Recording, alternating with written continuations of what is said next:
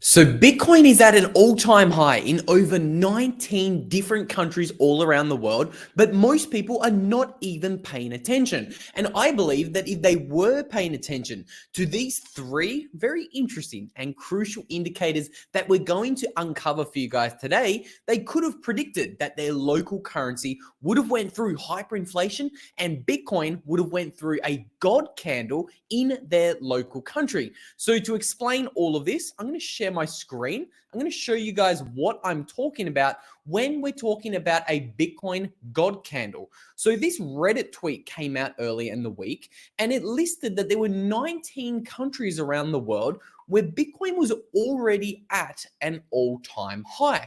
So what we did was we double-checked this Reddit post, of course. And when you actually look at all of the countries listed in this Reddit post, we can see very clearly that Bitcoin is at an all-time high in all of these different countries. So we have here, this is Bitcoin price in the Argentinian peso. Okay, so we can see Bitcoin is up 14,320% in the Argentinian peso since March of 2020 alone. Okay, so Bitcoin's up over 140x in only 4 years in the Argentinian peso. Some people might say, but Luke, that's Argentina. Argentina's a rare exception, okay? They might say, I don't care that Argentina's a top 20 country in regards to GDP around the world. Argentina has 100% inflation, so they don't count.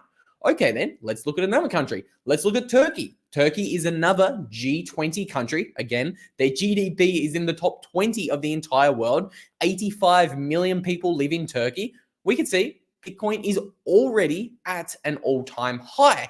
Bitcoin is at, by the looks of it, is at 1.6 million Turkish lira. And the previous all-time high was 750,000 Turkish lira back in 2021. So Bitcoin in Turkish lira is already double its previous all-time high. So if we were to actually think about that in terms of US dollars, that would represent Bitcoin being at 120,000 US dollars, so more than double its all-time high. So why is Bitcoin breaking out to all-time highs in all of these other countries? Well, I want to look at these three indicators for you guys really quickly. So the first being actually looking at the rates of adoption. Okay, so this chart here is really interesting, and it's looking at the growth of peer-to-peer Bitcoin economies being spun up in different countries around the world.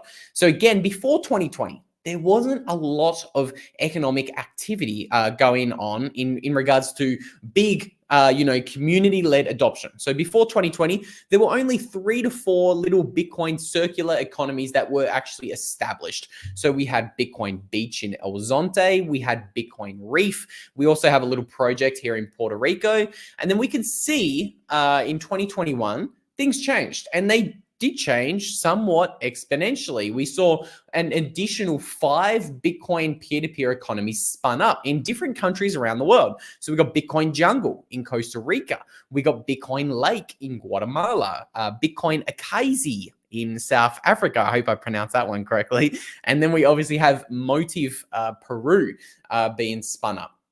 But I'm really interested by what's actually happened in 2022.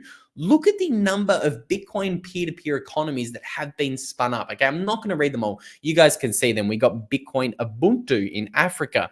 We have, Bitcoin Island in Philippines. There's over 50 merchants that you can spend Bitcoin in the Philippines. Most people are completely unaware of that. But I think this is the first indicator that a lot of people are missing. Okay, Bitcoin is being used as peer-to-peer money in lots of countries all around the world. Now, this has obviously been made possible by developments such as the Bitcoin Lightning Network. So most people really haven't been paying a lot of attention to what the Lightning Network is doing, but it's actually enabling nation states to start actually using Bitcoin the way it was supposed to be used in a peer-to-peer fashion. Okay, that's obviously the reason for why Nayib Bukele was actually able to implement Bitcoin as legal tender in El Salvador. He was only really able to do this because of the Bitcoin Lightning Network. Okay, so this is really important metric that we need to be keeping an eye on. Okay, are we watching peer-to-peer economies grow in XYZ country. Okay, so that's one of the things I think that goes missed upon Bitcoiners. And I think something else that's really interesting to pay attention to is obviously inflation. So most people would be aware that some of those countries on the list that have Bitcoin at an all-time high have pretty big inflation. So here's a tweet with all of the countries with all-time highs in Bitcoin in their country. We can see Argentina, Venezuela, Pakistan, Lebanon. Lebanon has obviously gone through essentially a currency crisis, and Bitcoin is at an all-time high in that country. Turkey, again, we talked about Turkey, big inflation in the country. It's very, very interesting that a lot of these countries are suffering from pretty high levels of inflation. And that's obviously one of the reasons why we do have such high Bitcoin adoption rates in these countries. So this chart here is pretty cool. What it's doing is it's actually looking at the percentage of economies in emerging markets that have inflation above 5%. And we can see for the past decade, between 2010 and 2020, on average, there was around 30 to 40% of emerging market economies had inflation above 5%. So this is the blue line that we're looking at first. This is measuring inflation in emerging market economies. But all of a sudden, 2020 changed. And we can see that in early 2022, 70% of emerging market countries had inflation above 5%. And so again, it was a massive step function change. It was almost as if we saw a big bang, so to say. And that's actually really cool. Reminds me of what this gentleman named his chart, the Bitcoin circular economy big bang. Okay, it almost looks as if something changed in 2020, something big, something major. We saw a major catalyst in the realm of Bitcoin adoption. Maybe that's because we've seen a big bang in the world of inflation and economics. Something pretty big changed in 2020 when central bankers essentially changed the rules all around the world by dropping interest rates to zero and started an unprecedented level of global cooperation in running enormous fiscal deficits and just essentially turning the money printers on. And this obviously affected inflation in advanced economies as well. So this is measured by the red line. And we can see between 2010 and 2020, there was really not many advanced economies that had inflation above 5%. 2020 happened. We now have 44% of countries in advanced economies that actually have inflation above 5%. So this is obviously going to be another very important catalyst that we should be looking at to determine what is going to happen to Bitcoin in your local country.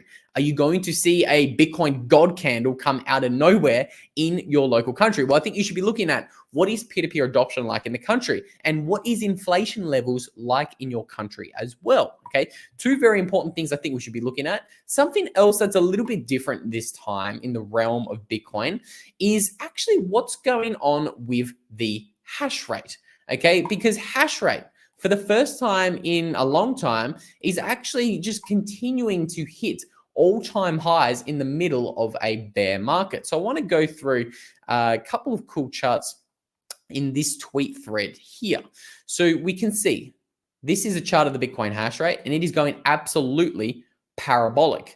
Now, normally, you don't normally see this in Bitcoin bear markets. So typically in Bitcoin bear markets, you actually normally see the Bitcoin hash rate follow the Bitcoin price. So that's shown a little bit clearer in this chart here. So you can see that whenever we have a Bitcoin bear market, what the ones I have on the chart here is 2018 and 2021, you saw a correction in the Bitcoin hash rate.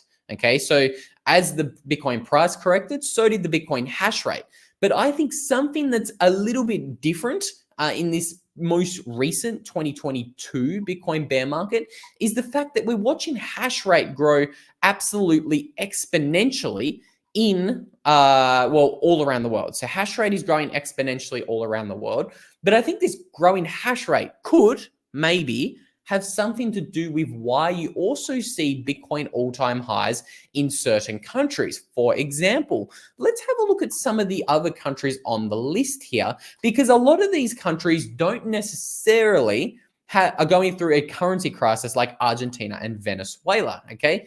Countries like, the countries I want to pick on in particular is a country like Laos.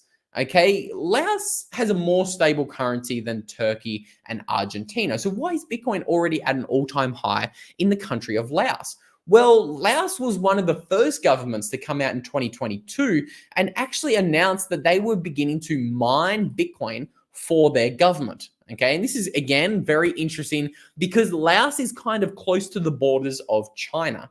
And most people remember what China did to Bitcoin mining in 2021. They banned it. 60% of the global Bitcoin hash rate went offline, but 20% of that hash rate mysteriously popped up back online in China only 6 months later in September 2021. But I'm really interested in what's actually happening with China's neighbors in the following years. So in 2021, early 2022, Laos came out and they said, we're actually going to start mining Bitcoin for our government. We think it's going to be a really good revenue producing income stream for the country and for the government of Laos. And that is because they also, like China, have an abundance of hydroelectric power. So, of course, it makes sense for them to mine Bitcoin. And I think that could be a contributing factor for why Bitcoin is at an all-time high in Laos, despite their currency not being or going through a significant crisis. So I think those are three pretty important metrics we should be paying attention to if we're trying to have a look at what countries could see a Bitcoin God candle next. But there's a few other indicators we didn't quite have the time to touch on today. So if you want to watch a video where we kind of talk about the other important metrics we should be looking at, once this live stream is finished, I'm going to pop a video up on screen that's going to take you straight to that video. I'm going to pop that link right about there. And with all that said, thank you to everyone who joined, and we'll see you in a live stream probably tomorrow. Have a great day.